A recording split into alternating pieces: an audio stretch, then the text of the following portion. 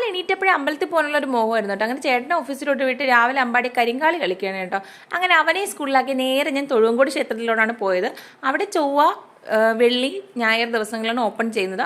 ആ ദിവസങ്ങളിലൊക്കെ വന്നാൽ നമുക്ക് പൊങ്കാല ഇടാൻ പറ്റും കേട്ടോ.